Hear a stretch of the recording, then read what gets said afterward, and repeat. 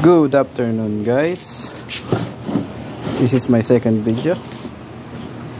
Ito yung pinapakain ko kapag nag-pre-condition.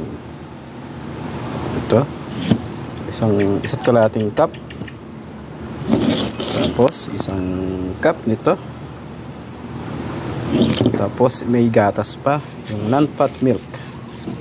Ito, imimix mo lang siya, tapos naka-ready na yung mga lalagayan, tapos ibibigay ko na lang isa-isa. Ayan, guys, para maging malakas ang kanilang mga muscle. Tapos meron pa silang vitamin.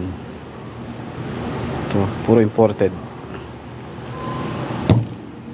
May itatakalan ko na, ilalagay ko ito isa-isa, and then ibibigay ko sa mga manok. Ayan.